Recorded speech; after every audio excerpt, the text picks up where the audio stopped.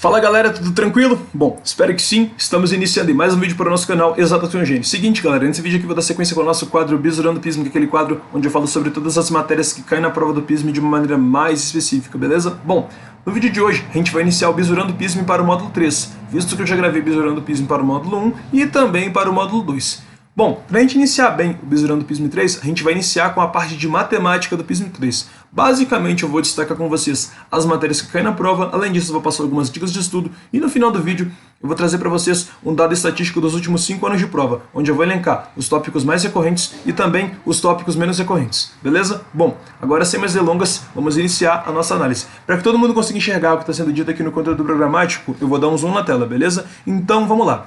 Galera, primeira matéria que é mencionada aqui no conteúdo programático de matemática do Pismo 3 é a parte de geometria analítica.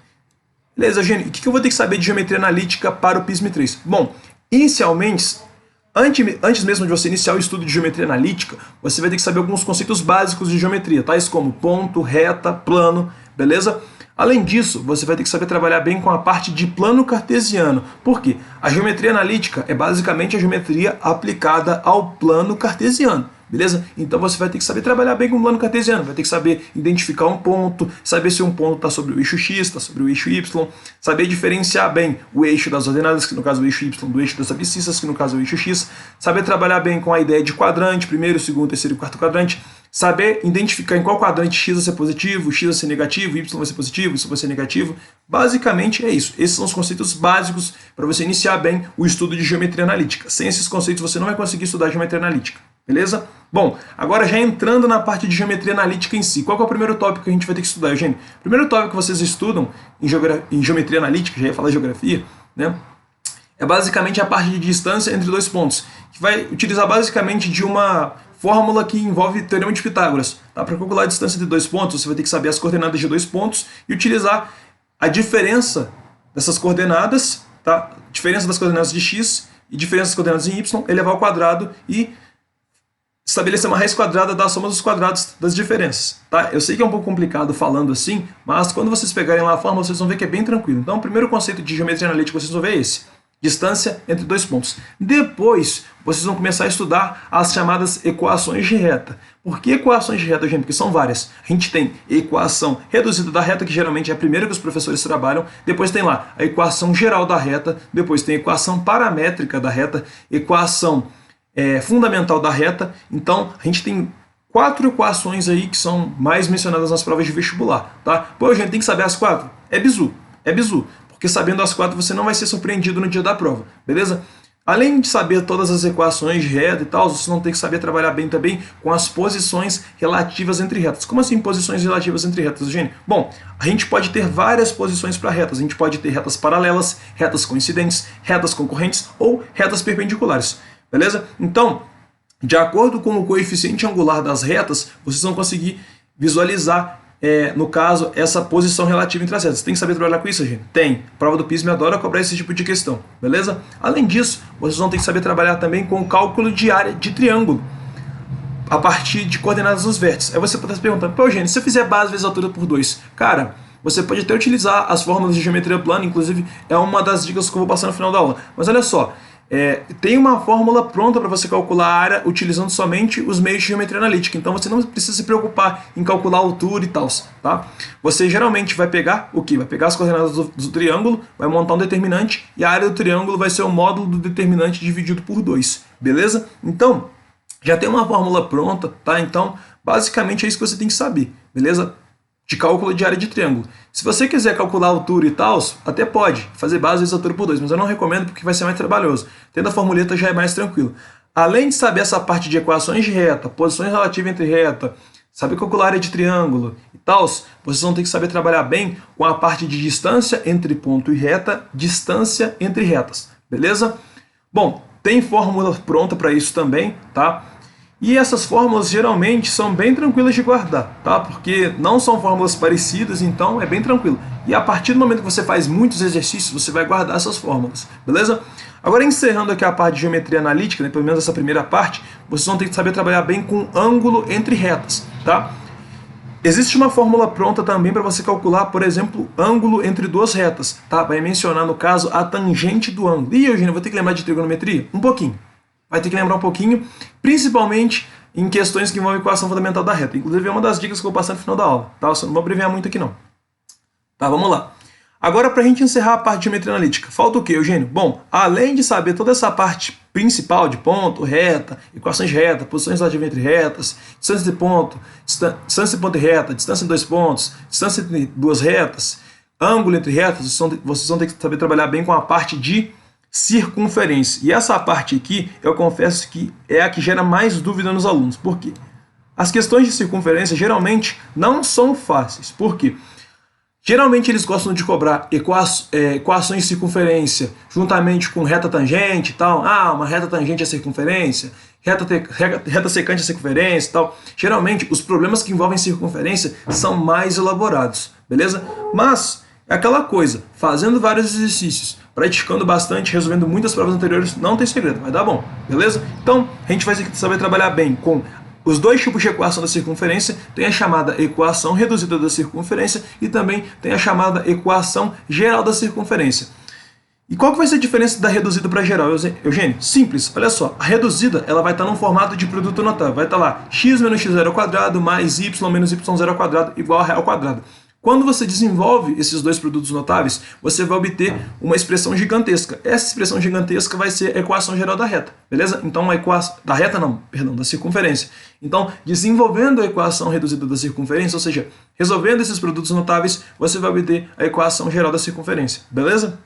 Bom, vamos lá. Outra coisa aqui, a gente vai ter que saber trabalhar também com posição relativa entre circunferência e ponto, posição relativa entre circunferência e reta, tá? Como assim, Eugênio? Olha só, em relação a uma circunferência, um ponto ele pode ter três posições. Ele pode estar contido na circunferência, ou seja, ele pode estar contido... Deixa eu representar isso melhor para vocês aqui, ó. Aqui a gente tem uma circunferência, tá? Então vou colocar aqui uma circunferência para vocês verem, ó. Um ponto ele pode ter três posições em relação à circunferência. Ele pode estar contido na circunferência, ou seja, ele está nessa linhazinha aqui. A circunferência, no caso, é a linhazinha, tá? Essa parte de dentro a gente chama de círculo, beleza? Então, um ponto ele pode estar contido na circunferência, ele pode ser interno em relação à circunferência, ou seja, ele pode estar aqui dentro do círculo, tá? Ou ele pode ser externo em relação à circunferência, ou seja, ele pode estar fora da circunferência, beleza? Então, essas são as três posições relativas entre ponto e circunferência. E como é que eu vou determinar isso, Eugênio? A partir de distância de dois pontos. O bizu é esse. Se a distância entre o ponto e o centro da circunferência for igual ao raio, esse ponto está contido na circunferência. A distância menor que o raio, interna à circunferência. For maior que o raio, externo. Beleza? Isso aí vocês vão ver com mais calma lá nas aulas em si. Beleza? Vou postar ainda algumas aulas para vocês aqui no YouTube mesmo. Beleza? Show! Inclusive tem algumas aulas disso aqui no canal. Se não me engano, eu fiz um aulão de matemática para 2003 e eu até mencionei isso. Tá? Se vocês quiserem dar uma conferida depois, só procurar aí no canal. Beleza? E também tem posição relativa entre reta e circunferência. Uma reta ela pode ter basicamente três posições em relação à circunferência. Ó, ela pode ser tangente em relação à circunferência, ou seja, pode cortar a circunferência em um único ponto, pode cortar a circunferência em dois pontos, no caso vai ser secante, e ela pode cortar a circunferência em um ponto, ela vai ser externa em relação à circunferência. Beleza? Então basicamente é isso que você tem que saber sobre posição relativa entre circunferência reta e circunferência e ponto. Beleza? Além disso, também tem as posições relativas entre duas circunferências. A gente pode ter uma circunferência dentro da outra, circunferência tangente internamente, externamente e tal. E ainda vai ter aquelas situações que eu falei para vocês. Situações que tem reta tangente e tal. Mas eu vou falar disso melhor no finalzinho da aula, beleza? Então, é isso que eu tenho que saber de geometria analítica, Eugênio? Sim, é isso. Eugênio, tem que saber a parte de cônicas? Não. É uma confusão que muitas pessoas fazem. Por quê? Alguns livros de geometria analítica mais aprofundados, eles geralmente quando mencionam geometria analítica, tem toda essa parte que cai na prova do PISM e além disso tem uma coisa chamada cônicas. O que seriam cônicas, Eugênio? Cônicas seriam basicamente o quê? Elipses, parábolas e hipérboles. Cai isso aí no PISM, Eugênio? Não. Cai no Enem, mas no PISM não cai, tá? Então já estou deixando isso bem claro para vocês não estudarem assuntos a mais. Não cai. Não precisa saber equação de elipse, não precisa saber equação de parábola, não precisa saber nada de cônicas, não precisa saber nada de parábola, nada de elipse e nada de hipérbole. Beleza? Estou deixando isso bem claro para vocês não estudarem assuntos a mais. Tranquilo? Belezinha? Show? Agora vamos lá, parte de polinômios. Parte de polinômios também aí, tá? bem tranquilinha, tá? É um conteúdo que não é tão extenso, assim como geometria analítica, é um conteúdo que a gente geralmente consegue estudar mais rápido, né? Porque é um conteúdo que, de certa forma, a gente já vê desde o ensino fundamental, né? Porque o polinômio é basicamente uma junção de monômio. E o que é um monômio? Um monômio é basicamente um termo que apresenta uma parte literal e uma parte numérica, como por exemplo, sei lá, vamos pegar aqui para vocês verem, ó, 4x², isso aqui seria um monômio. Por que um monômio? Eu tenho uma parte numérica e também tenho uma parte literal, no caso seria aqui o x², beleza? E quando eu junto vários termos desse tipo, eu vou formar uma coisa chamada polinômio, tranquilo? Belezinha? Show! Bom, então a gente vai ter que saber trabalhar bem com as propriedades de polinômio. Quando a gente fala de propriedade de polinômio, são aquelas propriedades operatórias. Então, adição de polinômios, subtração de polinômios, beleza? E também tem a parte de divisão de polinômios. Essa parte que a gente tem que tomar muito cuidado. Porque tem basicamente duas formas de resolver divisão de polinômios. A gente pode fazer pelo método da chave, ou a gente pode utilizar também o algoritmo de Brillouin-Ruffin. Beleza? Brillouin-Ruffin é mais recomendado para quando a gente já sabe uma raiz. Tá? Quando a gente não sabe, a gente usa o método da chave em si. Tá? Mas a gente vai ver, vocês vão ver, na verdade, quando vocês forem estudar essa parte, que existem vários teoremas, várias propriedades de polinômio. Por exemplo, se o somatório dos coeficientes dos polinômios forem iguais a 0, uma das raízes do polinômio vai ser 1, beleza? E se o termo independente é nulo, uma das raízes vai ser 0, beleza? Show de bola? Aí vai ter lá o teorema do resto, vai ter o teorema da decomposição, teorema das raízes complexas, teorema das raízes racionais e tal. Então, são conceitos que vocês vão ver quando vocês forem estudar. Não vou me aprofundar muito, senão o vídeo vai ter mais de 1 hora, beleza? Nosso objetivo aqui é fazer algo bem breve, tá bom? Beleza. Então, utilizar os conceitos de raiz e decomposição de polinômios, foi conforme eu já falei, né, o teorema da decomposição. E também, ó, resolver equações polinomiais empregando os seguintes métodos, né? Ó, relações entre coeficientes raízes, raízes racionais, raízes complexas. Isso aqui, galera, a gente costuma chamar de quê? Relações de Girard, tá? Aparecem nos livros, nas apostilas, como sendo relações de Girard. São relações entre os coeficientes dos polinômios que vão ser usados para obter as raízes. Beleza? Tranquilinho? Bom, uma observação importante. Você pode estar se perguntando, pô, Eugênio, esse termo aqui eu não entendi legal, não. Raízes complexas. O que significa esse complexo? Galera, raízes complexas são raízes que vão ter, no caso, números complexos. Vão ser números complexos. Mas, Eugênio, não cai números complexos no PISM 3, não cai? Não, não cai. Mas é importante você saber trabalhar bem com números complexos. Visto que se bater lá uma raiz complexa, você vai ter que saber trabalhar bem com ela. Inclusive, tem até um bizu para vocês. Se em um polinômio, uma das raízes é um número complexo, outra raiz vai ser o conjugado desse complexo. O que seria o conjugado? Seria basicamente você multiplicar o número complexo por menos 1. Então seria o oposto. Beleza? O simétrico, né? Bom, a UF até mencionou isso aqui para vocês não ficarem perdidos. Ó. Apesar da exclusão do conteúdo de números complexos, pretende-se que os alunos possam reconhecê-los como raízes de polinômios, sem que haja ênfase em uma teoria de números complexos, mas apenas noções básicas apresentando tais números como extensão do conjunto de números reais. Então, tá vendo? A própria UF já deixou isso bem claro. Vocês não vão precisar saber trabalhar, por exemplo, com leis de Moivre e formas específicas do número complexo. Vocês vão ter que saber pelo menos o conceito básico. Definição de complexo. Ó, definição de complexo seria isso aqui, ó. Algo bem básico, tá? Ó, Z, tá? Z igual a A mais BI. Essa é a forma que geralmente mais aparece, tá? Essa parte A vai ser a parte que a gente chama de parte real, tá? E essa parte aqui é a parte que a gente chama de parte imaginária. E o I vai ser a tal da unidade imaginária. Sabendo os conceitos básicos mesmo de número complexo, já está tranquilo para o PISM 3, beleza? Agora, se você for fazer uma outra prova aí, que mencione a parte de números complexos em si, estabelece lá, ó, propriedades de complexos, aí você vai ter que saber tudo. Aqui no caso do PISM 3, não precisa. Somente os conceitos básicos já tá tranquilo. Belezinha?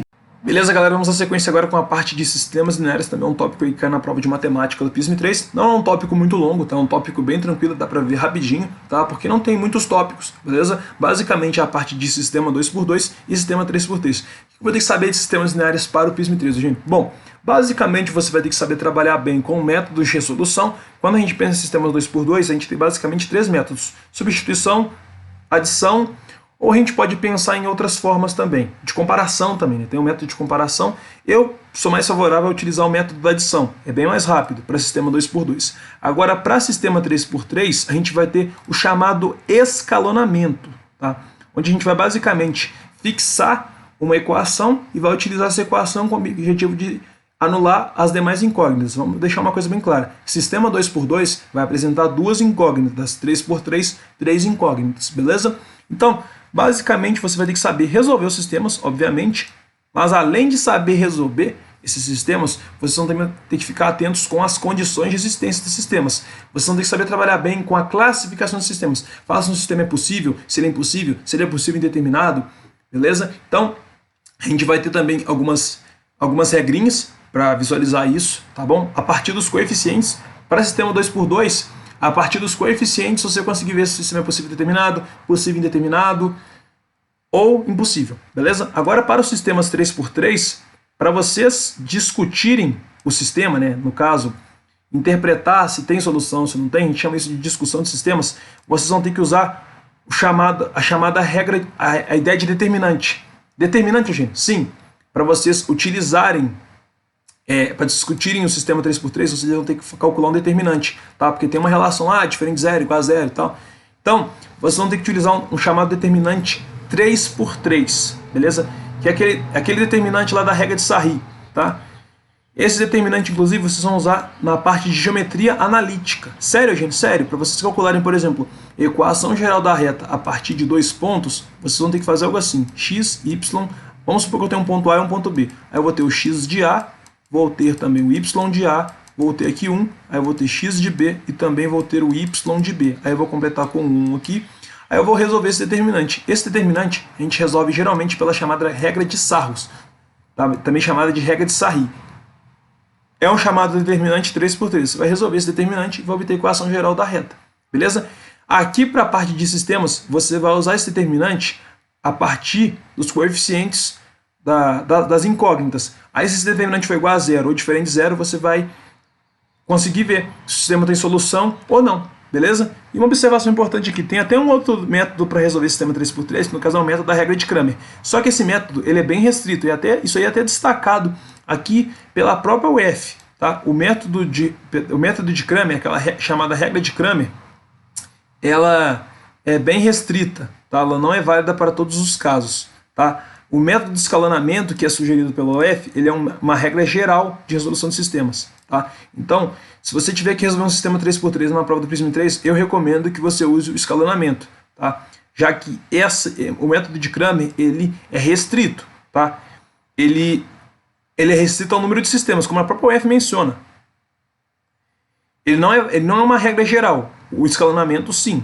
Tá bom? Agora para a gente encerrar, parte de análise combinatória e probabilidade. Galerinha, tranquilinho também, essa parte que na minha opinião é a parte mais fácil da prova, as questões de combinatória da UF. Do Prisma 3 aí não são complexas. Geralmente, você lembrando da fórmula e raciocinando direitinho lá, dá para resolver bem tranquilo as questões. Tá? Quando a gente pensa em análise combinatória, a gente vai ter que saber trabalhar bem com os princípios multiplicativo e aditivo, tá? Aquela ideia do e ou. A gente vai ter que saber trabalhar bem com arranjo e combinação, saber a diferença. Lembrar que para uma combinação a ordem não importa. Lembrar que para um arranjo a ordem importa. Tá? Parte de permutação também, lembrar de permutação com repetição, permutação circular, tranquilo? E para a parte de probabilidade, né? Aqueles conceitos básicos de probabilidade. Probabilidade de um evento acontecer, número de eventos favoráveis, número total de eventos do espaço amostral, probabilidade da união de dois eventos, probabilidade da intersecção de dois eventos. Basicamente é isso, beleza? Agora, galera, vou passar para vocês aqui algumas dicas de estudo. Galera, prestem bem atenção nessa parte que ela é muito importante. Para a parte de geometria analítica, minha maior dica para vocês. Juntamente com a geometria analítica, obviamente vocês vão ter que saber esses conceitos básicos que eu já expliquei que precisa saber. Já falei isso com vocês. Mas o meu bizu para vocês é saber trabalhar bem com geometria plana. Várias questões vão necessitar de algum conhecimento de geometria plana. Inclusive, teve uma questão que caiu no Prisma 3 em 2018, que era uma questão que mencionava um quadrado e tal, e você tinha que obter as coordenadas do vértice do quadrado. Resolvendo a questão por analítica, seria extremamente complexo resolver a questão. Demoraria muito tempo, você teria que raciocinar muito, e às vezes até cair em um sistema linear, ia ficar muito complicado. Sabendo alguns conceitos de geometria plana, ia ficar muito mais fácil. Inclusive, vou até deixar vou deixar na bio, aqui na descrição, o link para a resolução dessa questão que eu estou falando, para vocês verem como a geometria plana auxilia nas questões de geometria analítica. Então, qual que é o meu bizu? Cara, não precisa ver toda a geometria plana. tem uns pontos principais. Saiba trabalhar com semelhança de triângulos, propriedade de triângulos e propriedade de quadriláteros. Já tá tranquilo, gente? Já tá tranquilo. Sabendo propriedade de quadriláteros, propriedade de triângulos e semelhança de triângulos, eu acredito que já tá tranquilo. Já vai ajudar pra caramba na resolução das questões, beleza? Então já anota aí, propriedades de quadriláteros, propriedades de triângulos e semelhança de triângulos é o que eu preciso saber, gente. Sim, você precisa saber isso, bem importante. Tranquilinho, beleza? Show! Agora vamos descer aqui um pouquinho para a parte de polinômios. O meu bizu para vocês é saber trabalhar bem com a parte de... lembrar bem aqueles conceitos básicos lá do ensino fundamental, de monômio, que são conceitos bem basiquinhos, conforme eu já mostrei para vocês, inclusive, nesse vídeo. Mas relembre, a parte de produtos notáveis também vai ser importante não só aqui para polinômios, mas também para circunferência, tá? Então é bizu você saber trabalhar bem com essa parte. Para a parte de sistemas lineares, basicamente, não tem muita relação com as demais matérias. Probabilidade também não, né? Ah, não, probabilidade, eu já ia me esquecendo. É bizu você lembra daquelas questões que envolvem diagrama. Lembra lá do PISM-1, os diagramas de Venn? Então, em algumas questões, você vai ter que usar esse diagrama para auxiliar. Então, fica atento também, relembra um pouquinho a parte de diagramas, beleza? Basicamente é isso. Agora vamos para a parte que vocês mais gostam, que é a parte da estatística, né? Muitos de vocês vieram aqui só para isso, inclusive, né? Vamos lá, deixa eu voltar para o tamanho normal. Vamos lá, galera, eu peguei os últimos 5 anos de prova aí, tá? Peguei as provas de 2016, 2017, 2018, 2019, 2020. 5 provas aí, um total aí de 25 questões pra gente analisar. Ah, Eugênio, você não pegou as provas discursivas. Galera, as provas discursivas do PISM-3 geralmente é um assunto por questão. Então é uma questão de analítica, uma questão de polinômios, uma questão de sistemas, uma questão de combinatória e uma questão de probabilidade. Beleza? Tranquilo? Então vamos lá. Geometria analítica.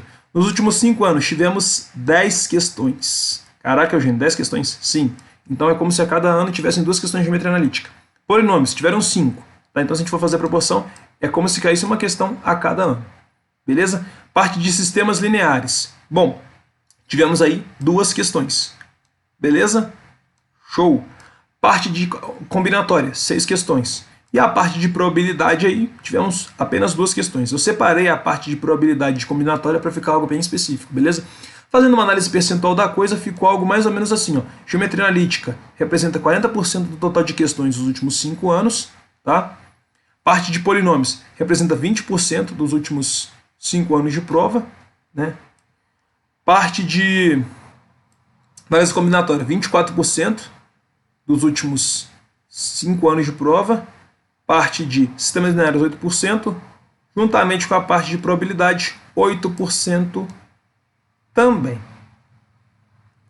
Beleza, galera? Bom, dessa forma a gente encerra aí mais um vídeo. Espero do fundo do meu coração que vocês tenham gostado e, sobretudo, entendido como estudar aí para a prova de matemática do PISM-3. Caso vocês tenham alguma dúvida, vocês podem deixar aí no comentário, podem mandar lá no direct da página também, que na medida do possível eu vou procurar responder todos vocês. É isso, valeu, fiquem com Deus, não se esqueçam, fé na missão, foco na aprovação, tamo juntão.